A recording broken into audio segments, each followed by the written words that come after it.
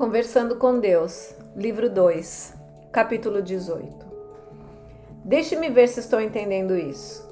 O que parece estar surgindo aqui é uma visão do mundo de igualdade e equanimidade, na qual todas as nações se submetem a um governo mundial e todos os povos partilham as riquezas do mundo. Lembre-se de que quando você fala sobre igualdade, estamos nos referindo às oportunidades iguais, não igualdade de fato. A verdadeira igualdade nunca será obtida e agradeça por ser assim. Por quê? Porque igualdade é mesmice e a última coisa de que o mundo precisa é mesmice. Não, eu não estou falando aqui de um mundo de autômatos, cada qual recebendo porções idênticas de um governo central do grande irmão. Estou falando de um mundo no qual duas coisas são garantidas. 1. A satisfação das necessidades básicas. 2. A oportunidade de ir além. Com todos os recursos de seu mundo, toda a sua abundância, vocês ainda não conseguiram essas duas coisas simples. Em vez disso, capturaram em uma armadilha milhões de pessoas da camada socioeconômica inferior e projetaram uma visão do mundo que as mantém sistematicamente ali. Estão permitindo que milhares morram a cada ano pela não satisfação de suas simples necessidades básicas. Apesar de toda a magnificência do mundo, vocês não encontraram um modo de ser magnificentes, o bastante para impedir que pessoas morram de fome, muito menos matem umas às outras. De fato, deixam crianças morrer de fome diante de seus olhos. Matam pessoas porque elas discordavam de vocês. São primitivos. E achamos que somos muito avançados. A principal prova de que uma sociedade é primitiva é o fato de que ela se considerar avançada, achar que é iluminada. Então vamos resumir isso. O modo como chegaremos ao primeiro grau da escada, em que a satisfação dessas necessidades básicas é garantida para todos, é através de duas mudanças. Uma em seu paradigma político, outra em seu paradigma espiritual. A evolução para um governo mundial unificado incluiria um tribunal mundial com amplos poderes para resolver disputas internacionais e uma força pacificadora para fazer cumprir as leis que vocês escolhessem para se governar. O governo mundial incluiria um congresso de nações, 2 representantes para cada nação da Terra, e uma assembleia do povo, com um número de representantes proporcional ao povo da nação. Exatamente como ocorre no governo americano, com 2 câmaras, uma fornecendo representação proporcional e a outra voz igual para todos os estados. Sim, sua Constituição dos Estados Unidos foi inspirada por Deus. O mesmo equilíbrio de poderes deveria existir na nova Constituição do mundo. De igual modo, haveria um ramo executivo, um legislativo e um judiciário. Cada nação manteria sua política interna pacificadora, mas todos os exércitos nacionais seriam dispersados. Exatamente como os seus estados individuais dispersaram seus exércitos e navios a favor de uma força pacificadora federal, servindo a todo o grupo de estados que vocês agora chamam de nação. As nações se reservariam o direito de formar e ativar suas próprias forças militares em momentos de necessidade, assim como os seus estados têm o direito constitucional de manter e ativar as suas. E exatamente como seus estados fazem agora, cada uma das 160 nações-estado da federação teria o direito de retirar-se dela com base no voto popular. Embora eu não saiba o motivo pelo qual desejariam fazer isso, já que seu povo estaria mais seguro e teria mais abundância do que nunca.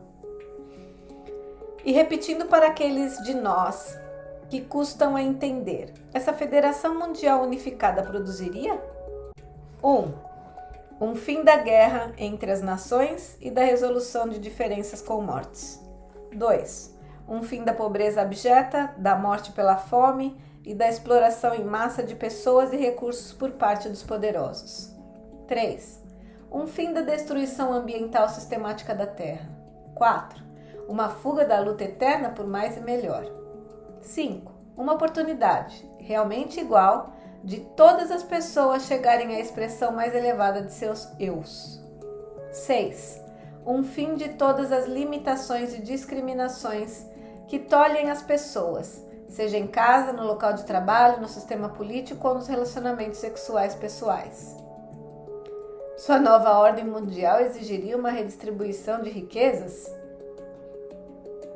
Não exigiria coisa alguma. Produziria, voluntária e automaticamente, uma redistribuição de recursos. Por exemplo, todas as pessoas receberiam uma educação adequada. Todas teriam a oportunidade de usar essa educação no local de trabalho, de seguir carreiras que lhes proporcionassem alegria. Todas as pessoas teriam acesso a tratamento médico sempre que isso fosse necessário. Todas as pessoas teriam a garantia de que não morreriam de fome ou teriam de viver sem roupas suficientes ou abrigo adequado. Todas as pessoas teriam satisfeitas as necessidades básicas da vida para que a sobrevivência nunca mais fosse um problema e todos os seres humanos pudessem dispor de conforto simples. Mesmo se eles não fizessem nada para merecê-los? A sua ideia de que essas coisas precisam ser merecidas é a base da sua ideia de que vocês têm de merecer ir para o céu. Contudo, não podem cair nas boas graças de Deus. Não precisam fazê-lo porque já estão nelas. Isto é algo que não podem aceitar, porque é algo que não podem dar. Quando aprenderem a dar incondicionalmente, isto é, amar incondicionalmente, aprenderão a receber incondicionalmente. A vida foi criada como um veículo através da qual vocês poderiam ter essa experiência. Tentem se concentrar no pensamento de que as pessoas têm direito à sobrevivência básica, mesmo se não fizerem nada, se não contribuírem com nada. A sobrevivência com dignidade é um dos direitos básicos da vida. Eu lhes dei recursos suficientes para garantirem isso para todos. Tudo que têm de fazer é partilhar.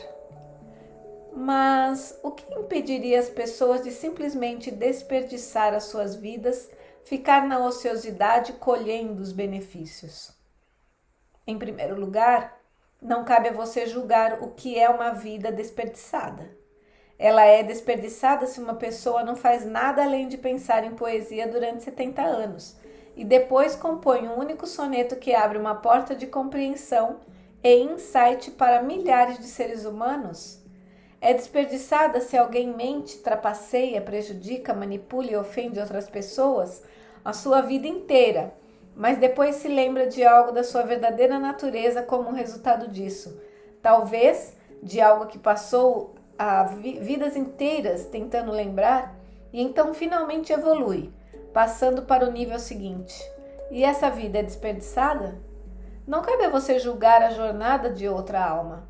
Cabe-lhe decidir quem é, não quem outra pessoa tem sido ou não conseguiu ser.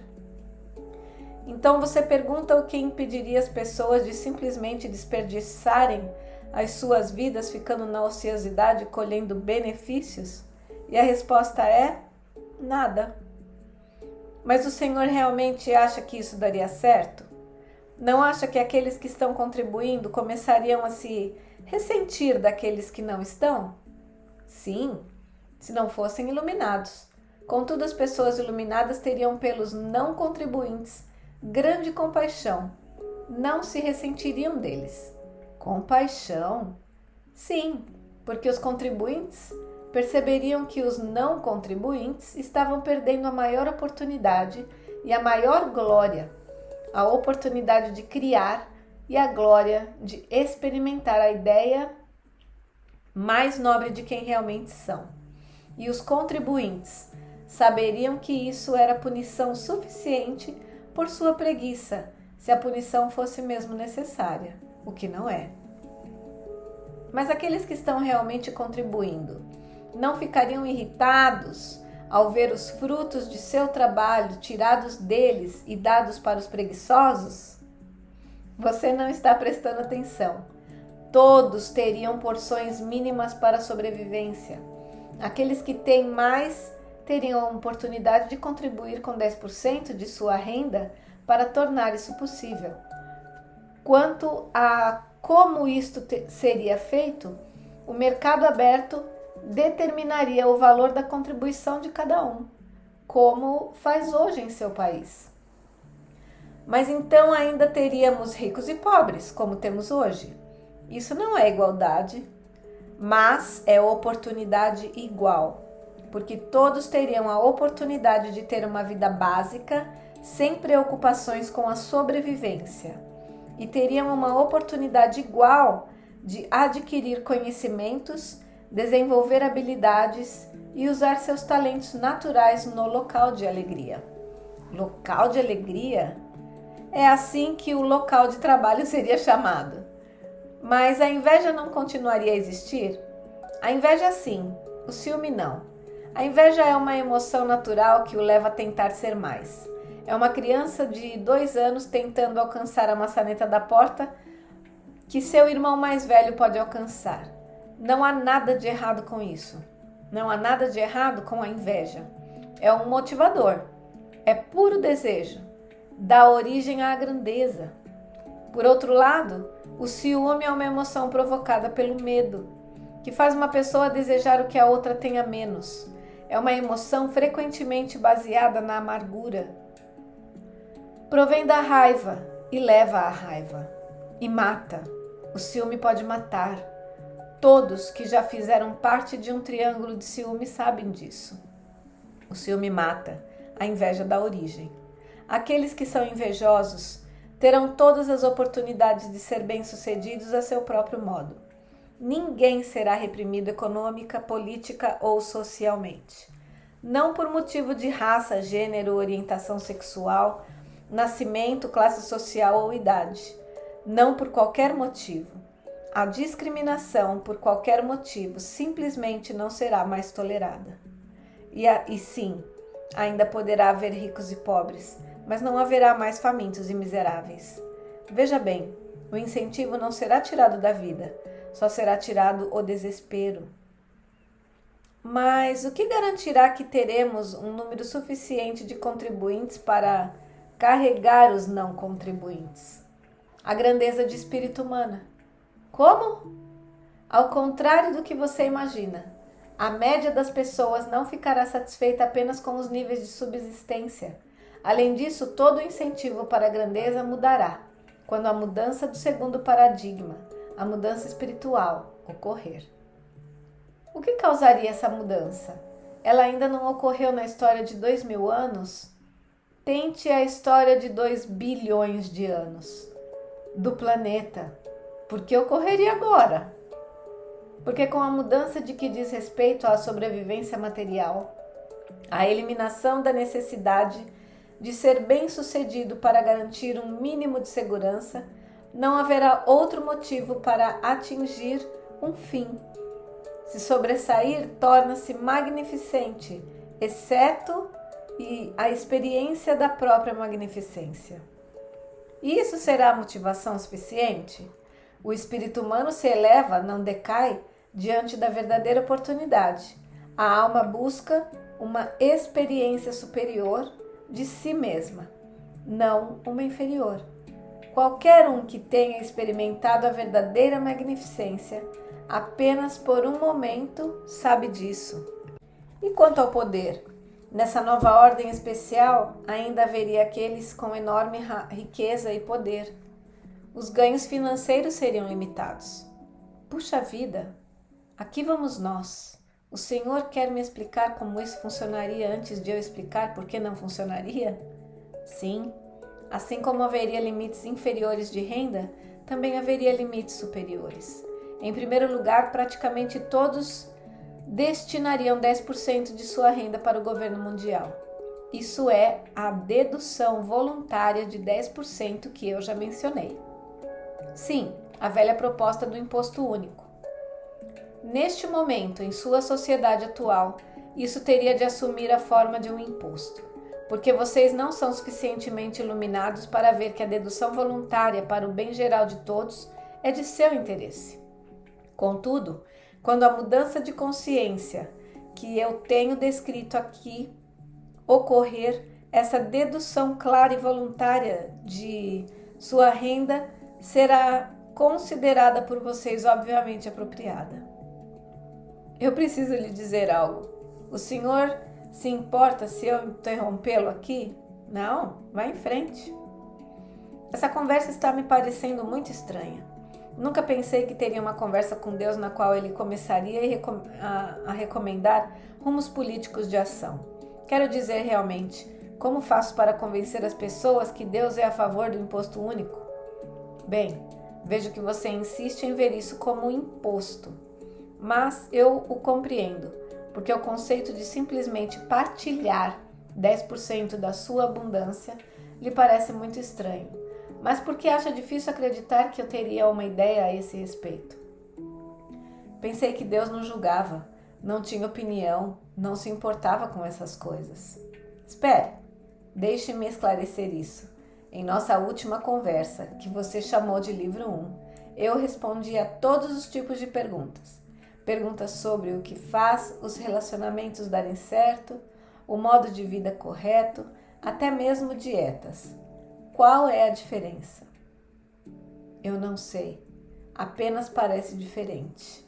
Quero dizer, o senhor realmente tem um ponto de vista político? É um autêntico republicano? Que verdade revelará este livro? Deus é um republicano. Você preferiria que eu fosse um democrata? Deus do céu. Que engraçado! Não preferiria que fosse apolítico. Eu sou apolítico. Não tenho um ponto de vista político. Como Bill Clinton. Ei, essa foi boa. Agora você está sendo engraçado. Eu gosto de humor. E você? Eu acho que não esperava que Deus fosse engraçado ou político. Ah, nada humano, não é? Ainda bem. Deixe-me colocar este livro e o livro 1 dentro do contexto para você novamente. Eu não tenho uma preferência a respeito de como você conduz a sua vida. Meu único desejo é que a experimente plenamente, como um ser criativo, para saber quem realmente é. Ótimo, eu entendo isso. Até agora, ótimo. Todas as perguntas que respondi aqui no livro 1 foram feitas e respondidas dentro do contexto do que você, como um ser criativo, diz que está tentando ser e fazer. Por exemplo, no livro 1, você me fez muitas perguntas sobre como poderia finalmente fazer os relacionamentos darem certo, lembra-se? Sim, claro. Achou minhas respostas tão problemáticas? Achou difícil acreditar que eu poderia ter um ponto de vista a esse respeito? Nunca pensei sobre isso, simplesmente li as respostas. Mas veja bem, eu estava colocando as minhas respostas dentro do contexto das suas perguntas. Isto é, dado o seu desejo de ser ou fazer algo, qual é o modo de consegui-lo? E lhe mostrei um modo. Sim, estou fazendo a mesma coisa aqui. Só que, não sei, é mais difícil acreditar que Deus diria essas coisas do que diria aquelas. Está achando mais difícil concordar com algumas coisas ditas aqui? Bem, porque se está tudo certo. Está certo discordar de Deus? É claro. O que acha que eu vou fazer? Esmagá-lo como um inseto? Não fui tão longe no meu pensamento. Olhe, o mundo tem discordado de mim desde que toda essa coisa começou. Desde o início, quase ninguém tem agido do meu modo. Acho que isso é verdade. Pode ter certeza de que sim. Se as pessoas tivessem seguido as minhas instruções, deixadas com vocês através de centenas de mestres ao longo de milhares de anos, o mundo seria um lugar muito diferente. Portanto, se você deseja discordar de mim agora, vá em frente. Além disso, eu poderia estar errado. O quê? Eu disse, além disso, poderia estar errado. Arre, você não está considerando tudo isso um evangelho, está? Quer dizer que não devo dar importância a este diálogo? Ei, espere. Acho que você não entendeu uma grande parte disso tudo. Vamos voltar ao início. Você está criando tudo isso. Ah, bem, isso é um alívio. Por um instante achei que estava recebendo uma verdadeira orientação. Orientação que está recebendo é a de seguir o seu coração, prestar atenção à sua alma, ouvir o seu eu, mesmo quando eu lhe apresento uma opção, uma ideia, uma opinião, você não tem a obrigação de aceitá-las como se fossem suas. Se discorda, então discorde. Esse é todo o objetivo deste exercício. A ideia não está e não era você substituir a sua dependência de tudo e todos por uma dependência deste livro. Era fazê-lo pensar, pensar por seu eu. E é isso que eu sou neste momento, você pensando em voz alta. Quer dizer que este material não está vindo da fonte superior? É claro que está, mas eis a única coisa em que ainda não consegue acreditar. Você é a fonte superior. E eis a única coisa que aparentemente ainda não entende. Está criando isso tudo. Toda a sua vida, aqui, agora, você. Você a está criando, não eu, você. Então, há algumas respostas para essas questões meramente políticas de que não gosta? Mude-as. Faça isso, agora, antes de começar a considerá-las um evangelho e torná-las reais, antes de começar a considerar seu último pensamento sobre alguma coisa mais importante, mais válido e mais verdadeiro do que seu próprio pensamento. Lembre-se de que é sempre o seu novo pensamento que criou a sua realidade, sempre. Agora, há algo nessa discussão política sua que deseja mudar? Não realmente. Acontece que estou concordando com o senhor, só não sabia o que fazer com isso tudo. Faça o que quiser, não entende? É isso que está fazendo com toda a vida. Está bem, acho que entendi. Gostaria de continuar com essa conversa, nem que seja para ver onde irá nos levar. Ótimo, então vamos continuar. O senhor ia dizer que em outras sociedades iluminadas, pôr de lado um percentual do que é recebido, o que vocês chamam de renda, para ser usado para o bem geral da própria sociedade, é uma prática bastante comum. Sob o novo sistema que temos examinado para a sua sociedade, todos ganhariam o máximo que pudessem a cada ano e ficariam com os seus ganhos até um certo limite. Que limite? Um limite arbitrário, estipulado por todos. E o que excedesse esse limite? Seria enviado ao consórcio de caridade mundial em nome do contribuinte para que todo mundo pudesse saber quem eram os seus benfeitores. Os benfeitores teriam a opção do controle direto de 60% de suas contribuições, tendo o prazer de colocar a maior parte do seu dinheiro exatamente onde gostariam que estivesse. Os outros 40% seriam destinados a programas escolhidos e administrados pela Federação Mundial. Se as pessoas soubessem que depois de um certo limite de renda tudo seria tirado delas, qual seria o seu incentivo para continuar a trabalhar?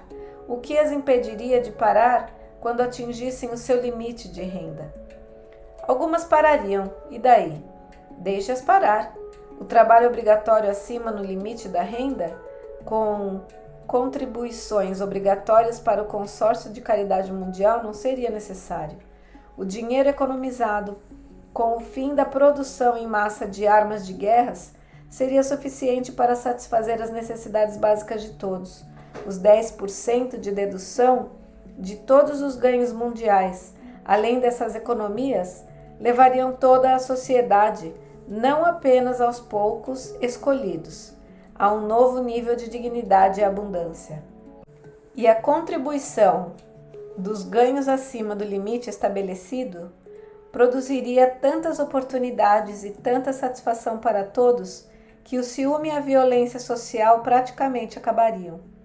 Então alguns parariam de trabalhar, especialmente aqueles que vissem a atividade de suas vidas como um verdadeiro trabalho. Contudo, aqueles que a vissem como um prazer total nunca parariam. Nem todos podem ter um emprego assim. Não é verdade, todos podem. A alegria no local de trabalho não tem nada que ver com a função e tem tudo que ver com o objetivo. A mãe que acorda às 4 da manhã para trocar a fralda de seu bebê sabe muito bem disso. Ela cantarola e sussurra para o bebê, e para todo mundo não parece que ela está realizando um trabalho. Contudo, é a sua atitude em relação ao que faz, sua intenção, seu objetivo durante essa atividade, que torna a atividade um verdadeiro prazer.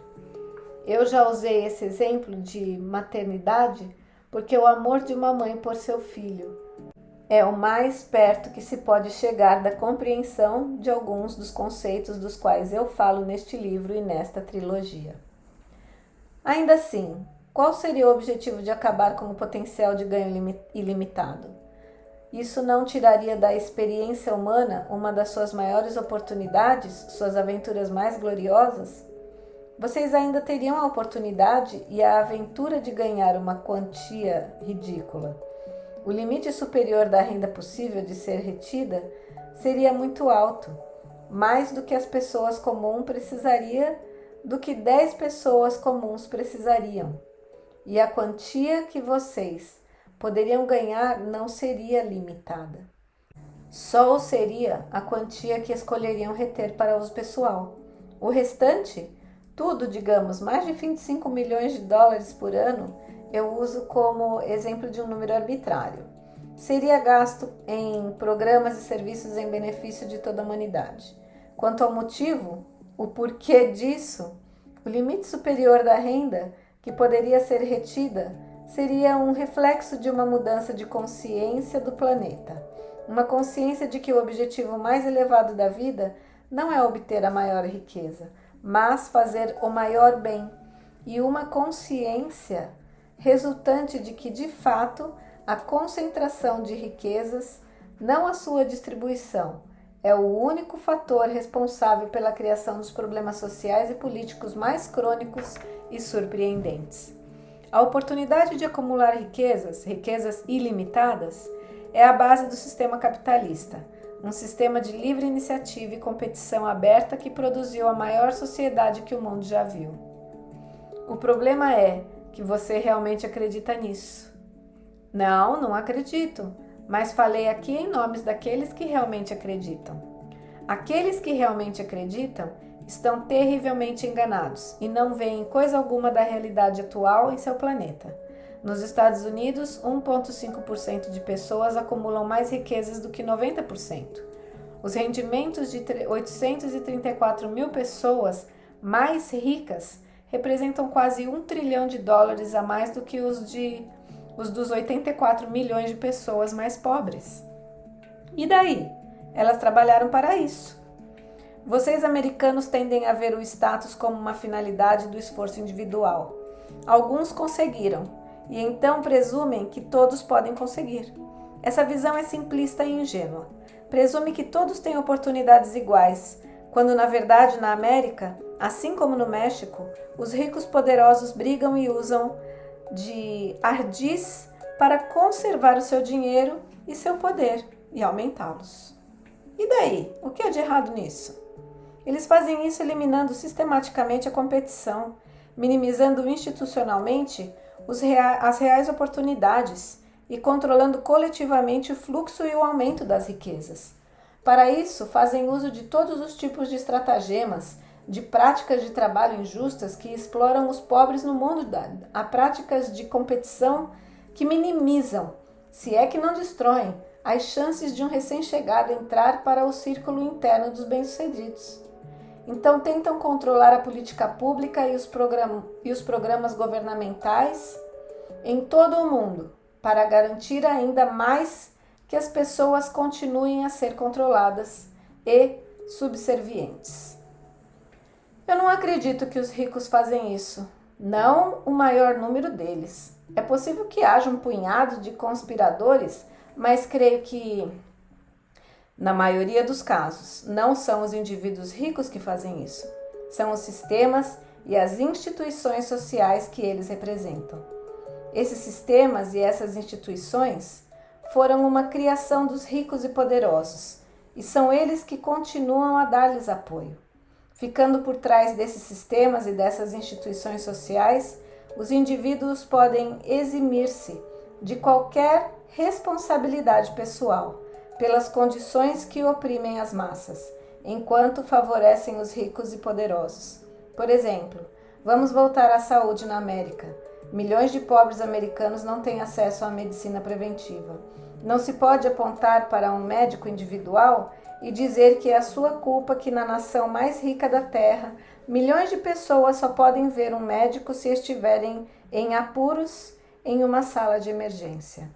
Nenhum médico individual pode ser culpado por essa situação, e contudo todos os médicos se beneficiam dela.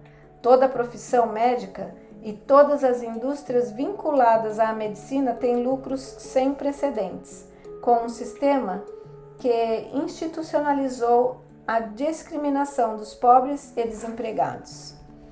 E esse é apenas um exemplo de como o sistema faz os ricos ficarem mais ricos e os pobres mais pobres. O fato é que são os ricos e poderosos que apoiam essas estruturas sociais e resistem firmemente a qualquer esforço real de mudá-las. Eles se opõem a toda abordagem política ou econômica que tente fornecer oportunidades reais e dignidade genuína para todas as pessoas. Quase todos os ricos e poderosos, individualmente, são pessoas boas, com tanta compaixão quanto todos. Mas mencione um conceito ameaçador para eles, como limites de renda anuais, até mesmo limites ridiculamente altos, como 25 milhões de dólares anuais, e começarão a falar sobre usurpação dos direitos individuais, o fim do estilo americano e a perda de incentivo.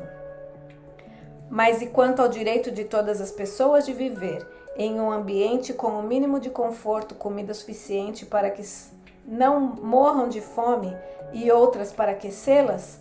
E quanto ao direito das pessoas de todos os lugares de ter acesso ao tratamento médico adequado, o direito de não sofrer ou morrer devido às complicações médicas menos graves que aqueles com dinheiro superam com o estalar de um dedo? Os recursos de seu planeta, inclusive os frutos de trabalho de grande número de pessoas indescritivelmente pobres, que são contínua e sistematicamente exploradas, pertencem a todos no mundo, não apenas aos que são ricos e poderosos o bastante para realizar a exploração. E eis como a exploração funciona. Seus industriais ricos vão a um país ou a uma área em que não há empregos e as pessoas vivem na miséria. Eles instalam uma fábrica ali, oferecendo a esses pobres empregos, às vezes com cargas horárias de 10, 12 ou 14 horas por dia, com salários baixos, para não dizer desumanos. Note bem, esses salários não são o suficiente para permitir que esses trabalhadores escapem de suas vilas infestadas de ratos, mas são o suficiente para deixá-los viver assim, em vez de não ter qualquer alimento ou abrigo. E quando são convidados a falar sobre isso, esses capitalistas dizem: as pessoas estão melhor do que estavam antes, não? Nós lhe demos um destino melhor. Estão aceitando os empregos, não? Nós lhe demos uma oportunidade e estamos correndo todos os riscos. Mas qual é o risco de pagar às pessoas 75 centavos por hora para fabricar um par de tênis que será vendido por 125 dólares? Isso é correr riscos ou pura e simples exploração. Esse sistema torpe só poderia existir em um mundo movido pela ganância, em que a margem de lucro, não a dignidade humana, é a primeira consideração. Aqueles que dizem que, em relação aos padrões vigentes em sua sociedade, esses camponeses estão se saindo maravilhosamente bem, são hipócritas de primeira ordem. Eles atirariam uma corda a um homem que se afoga, mas se recusariam a puxá-lo para a margem. Então diriam que uma corda é melhor do que uma pedra?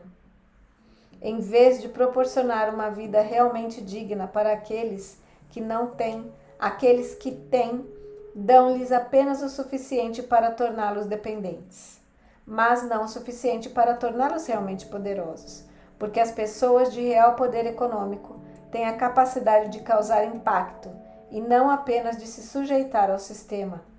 E essa É a última coisa que os criadores do sistema querem. Por isso a conspiração continua. E para a maioria dos ricos e poderosos, essa não é uma conspiração de atos, mas de silêncio. Então vá agora, siga o seu caminho e não diga coisa alguma a respeito da torpeza de um sistema socioeconômico que compensa um executivo com um bônus de 70 milhões de dólares por aumentar as vendas de uma bebida não alcoólica, enquanto 70 milhões de pessoas não podem se dar ao luxo de tomá-la, muito menos de comer o suficiente para permanecer sadias. Não veja torpeza nisso. Dê-lhe o nome de economia de livre mercado e diga a todos o quanto se orgulha dela. Contudo está escrito: se quiseres ser perfeito, vende tudo o que tens e dá aos pobres, e terás o tesouro no céu. Mas quando o jovem ouviu isso, foi embora, pesaroso, porque tinha muitos bens.